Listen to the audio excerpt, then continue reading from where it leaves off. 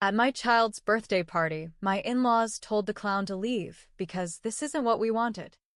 They brought their own entertainer and replaced my homemade cake with a store-bought one.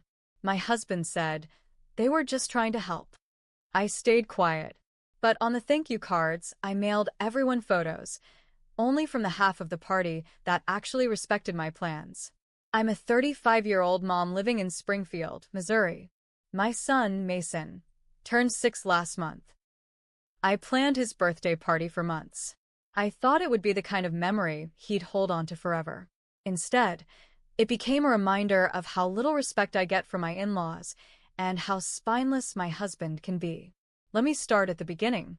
Mason is obsessed with clowns and anything circus-related. He's watched the same circus cartoon 50 times. So when I asked him what kind of birthday he wanted, he didn't hesitate. Circus. With a clown and animals and tickets. So that's what I planned. I took it seriously. I started prepping in January. I made a whole cardboard circus tent in the backyard with red and white curtains, posters, and even a ring toss station. I spent hours on Pinterest and eBay finding decorations and games. My garage was a mess for months, and I didn't mind one bit. I found a clown performer through a local Facebook moms group. His name was Chuckles, and his reviews were great. He did face painting, magic tricks, balloon animals. All of it. He was affordable and had his own insurance. I booked him right away. I also decided to bake the cake myself. 3 layers. Vanilla, strawberry, and chocolate. I covered it in circus colors and made little fondant animals. I even found a Ferris wheel cake topper that actually spun. It wasn't professional, but it was filled with love. I finished it at 2 a.m. the night before, exhausted but proud. Greg, my husband, said it looked cute. That was it. His energy during this whole process was barely there. He works a lot, but that's not the whole story. He just never stands up to his parents. I should have known something was coming. His mom, Nancy, is the queen of I just thought it would be better if. She says she wants to help, but really she wants control. Always has. His dad, George, barely talks, but when he does, it's usually a jab masked as a joke. They're the kind of people who show up late, criticize things under their breath, then act surprised when nobody wants to spend time with them. The party was supposed to start at 2 p.m. on a Saturday. Kids started showing up around 1:45. By 2:10, we had 10 kids running around in the yard. Mason was bouncing out of his skin with excitement. At 2:15, Chuckles arrived in full costume.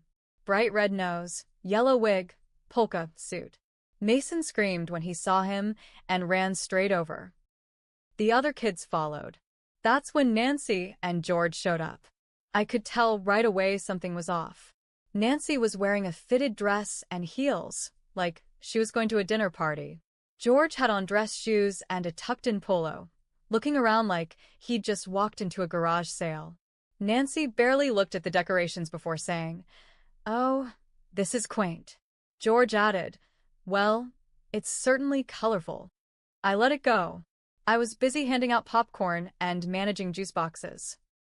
Then I heard Nancy say to George, just loud enough for me to hear, "This isn't what we discussed." I froze. Discussed? Before I could react, Nancy walked straight up to Chuckles, who was mid-balloon animal, and said, "Thank you, but we won't need you today. You can go now." Chuckles looked confused. So did the kids. Mason was holding half a balloon dog. I ran over and said, "Nancy, what are you doing?" She said, with a smile that made my stomach turn, "We hired someone more experienced.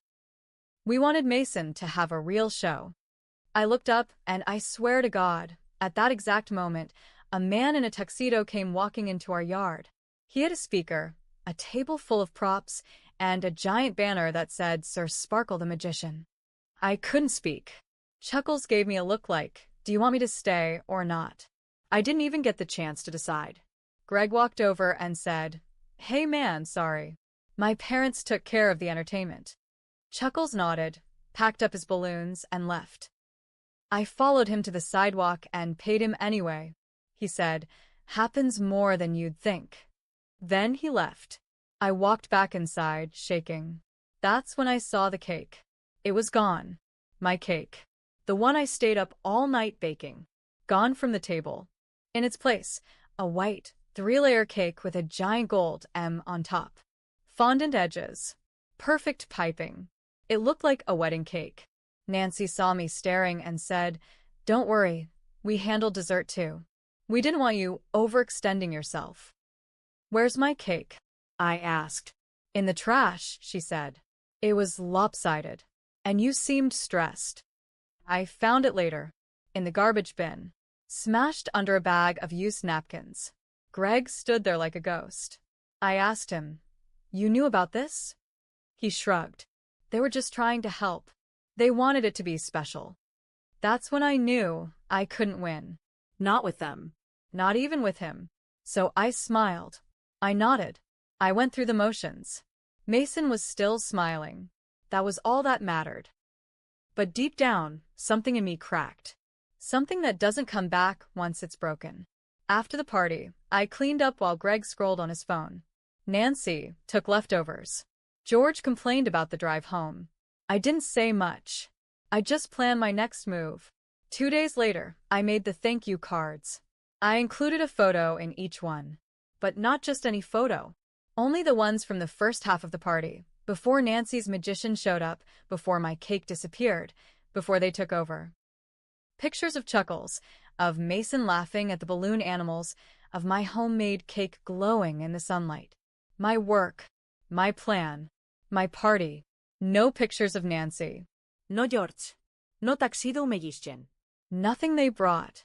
Greg asked, "Why didn't you include the rest?" I said, "Because these were the parts that were actually about Mason. And about love." He didn't say anything. Maybe because he knew I was right. Or maybe because he didn't care. Either way, something's about to change. After the thank you cards went out, it didn't take long for the fallout to start. Nancy called me the next morning. I didn't answer.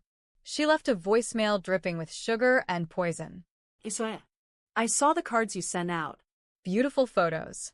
Just curious why none of our contributions were included. I thought we worked so hard to make Mason's party special. A little disappointing, to be honest. Call me back. I didn't.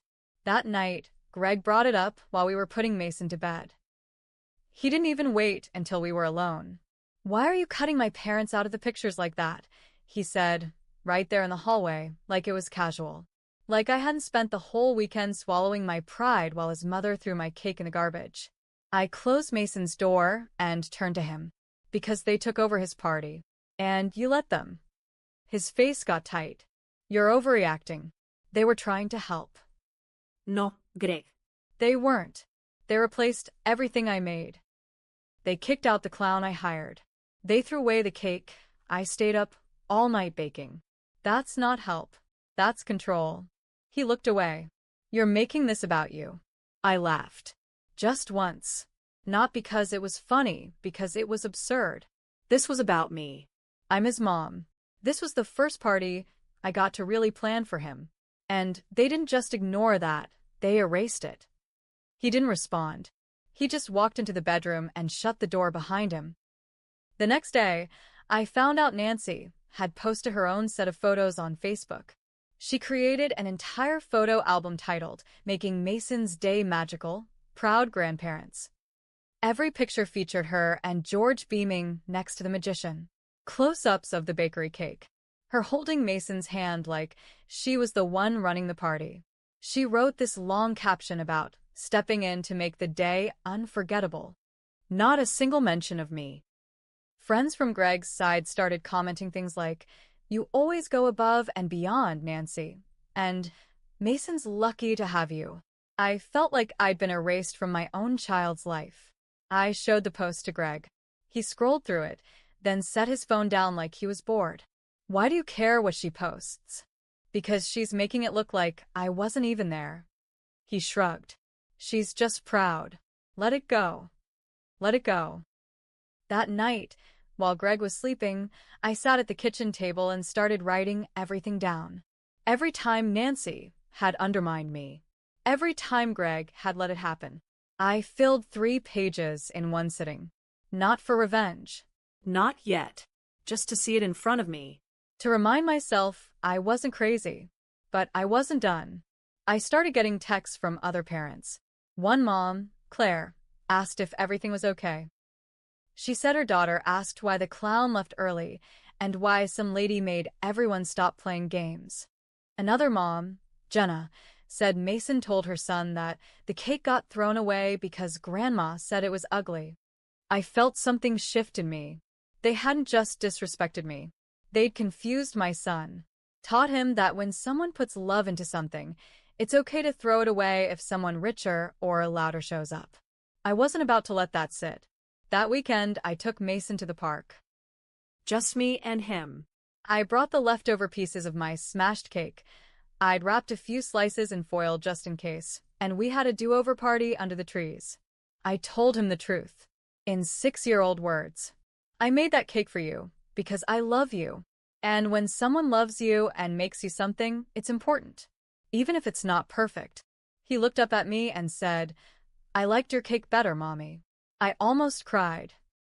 The next week, I found out Nancy had planned a family celebration dinner at a fancy restaurant. Greg told me we were expected to come. No invitasjen, no askin. Just, "We'll be there, show up." I told him we weren't going. He said, "You're going to make a scene over this?" I said, "No. I'm just not going to be part of their fake version of our family." We didn't go.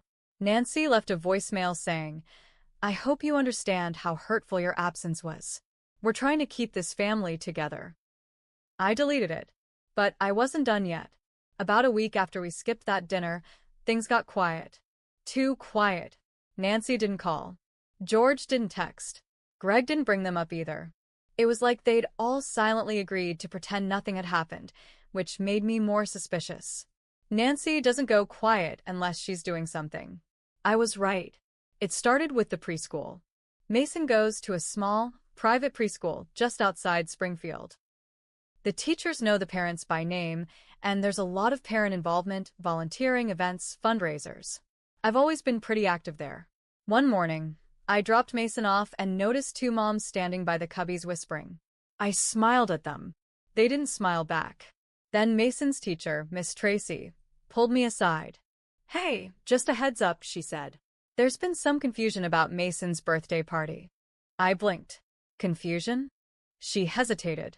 "Well, one of the other parents mentioned that Greg's mom told her you didn't want to be involved in the party, that she had to take over because you were overwhelmed. That's why there was a magician and a cake from the bakery." I felt sick. She said I didn't want to be involved? Tracy gave me a careful look. I figured it wasn't true. But some of the other parents, you know how things spread. I nodded slowly. I thanked her and left. But in the car, I sat with my hands on the steering wheel for a full 10 minutes, just breathing. Nancy had gone full smear campaign. It made sense now. The silence wasn't a pause, it was cover. She'd been planting her version of the story, probably telling everyone she saved the party. That I was stressed out, maybe even unstable. That she had stepped up to protect Mason from disappointment. I wasn't just mad anymore. I was burning. That night, I asked Greg straight up. "Did your mom tell people I didn't want to plan Mason's party?" He blinked like I'd slapped him. What? No. "I mean, maybe she said you were overwhelmed. Did you correct her?" Silence. I stared at him. "So you knew." He rubbed his face. "She just said you were tired." She was trying to explain why she helped. She wasn't trying to make you look bad. She told the school parents I didn't want to be involved. She said I was overwhelmed and she had to take over. He looked cornered. "Okay. That's not okay. I'll talk to her." "No," I said. "I'll talk to her." I didn't call. I didn't text. I showed up. Sunday morning, I dropped Mason off at a play date and drove straight to Nancy and George's house. I didn't tell Greg I was going. Nancy opened the door in her robe, holding a coffee mug. Oh. "We need to talk," I said, stepping inside. She blinked, but didn't stop me. George was in the recliner, half watching golf. I stood in the middle of their living room and said, Why are you telling people I didn't want to plan Mason's party? Nancy's smile flickered. Excuse me? You told the school I was overwhelmed, that you had to take over. She set her mug down, slow and dramatic. I told them you were busy. I didn't say anything untrue. You didn't say anything true either. You didn't tell them you hijacked the party, threw out my cake, and kicked out the clown I hired. George cleared his throat. Maybe this isn't the place. It is, I snapped. You want to rewrite history? Let's get the facts straight. Nancy stood up, her face tightening. We were only trying to help. That party was chaotic. The clown was embarrassing. The cake was falling apart. We saved the day. No, I said. You stole it. You hijacked something that wasn't yours to take. And then you told everyone I couldn't handle it. That's not help. That's sabotage. She crossed her arms. You're being dramatic. I pulled out my phone. I'd printed photos from my version of the party. The good half. I handed them to her. This is the part Mason remembers. This is what he tells people about. You didn't save anything. You just shoved yourself into something that wasn't yours because you can't stand not being in charge. She glanced at the photos and tossed them on the couch. You're a mother-in-law, Nancy. Not the mother. That hit. I turned to leave. She didn't stop me. George didn't say a word. By the time I got back home, Greg was sitting at the table, pale. She had already called him. She said you ambushed her, he said. She ambushed my life, I said. He didn't fight back. Later that night, I got a message from one of the school moms. I'm so sorry. I heard what your email said. Didn't sit right with me. I know what kind of mom you are. I stared at that message for a long time. Nancy might be good at stories, but I had the truth, and I wasn't done setting it straight. The last straw came 2 weeks later.